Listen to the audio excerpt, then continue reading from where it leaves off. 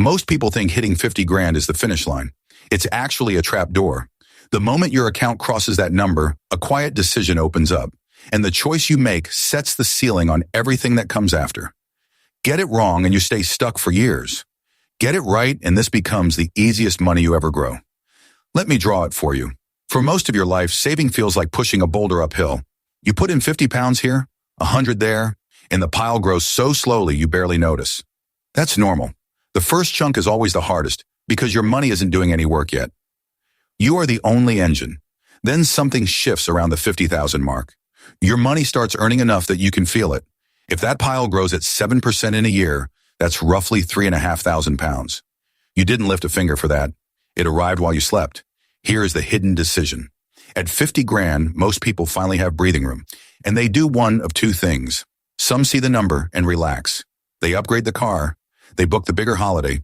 They tell themselves they've earned a treat, and they have, but they quietly spend the engine they just built. Others see the same number and change nothing about their spending. They let the pile keep working. Same salary, same life, wildly different outcome 10 years later. This is the moment the ceiling gets set, and almost nobody notices it happening. Let me show you why it matters so much. Money grows in a curve, not a straight line. The reason is simple. Your gains start making their own gains. 1,000 pounds of growth this year becomes part of the pile next year, so next year's growth is bigger. That's compounding, and the whole trick is time. The early years look boring. The later years look like magic. 50,000 is the point where the curve starts to bend upward, and you can actually see it bending. So the person who spends the engine resets the clock. They drop back to a smaller pile, and the curve flattens out again. The person who leaves it alone lets the bend keep steepening. Same effort. One future is flat, one future climbs.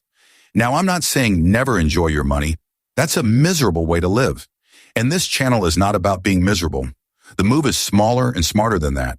When you cross 50 grand, do three things. First, keep your spending flat for one more year. Just one. Don't let the bigger number quietly become bigger bills.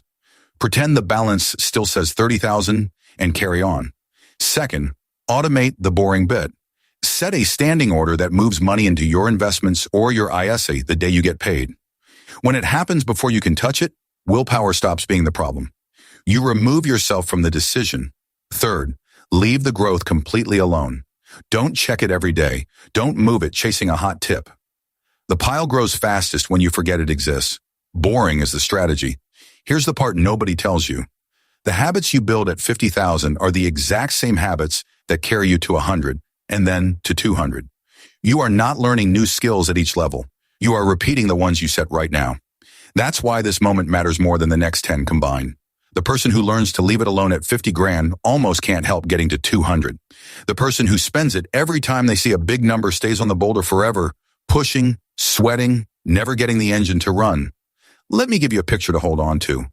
Imagine two people, same job, same pay, both hit 50,000 on the same day. One throws a party and buys a shiny thing.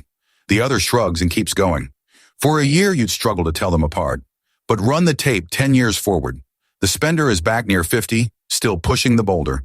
The other one is watching a pile that grows more in a good month than they used to save in a year.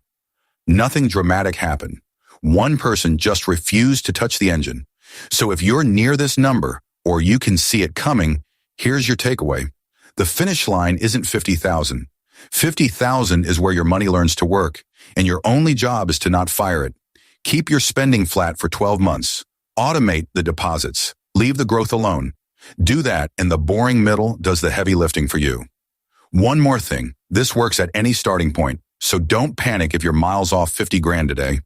The number isn't magic. The habit is. Whatever pile you're building, the day you stop treating your gains as spending money is the day the curve starts bending in your favor. Start the standing order this week. Future, you will quietly thank you. If this made the boring middle feel a bit less boring, subscribe. I draw one of these every week, and the next one is on the exact ISA mistake that costs people thousands without them ever seeing it.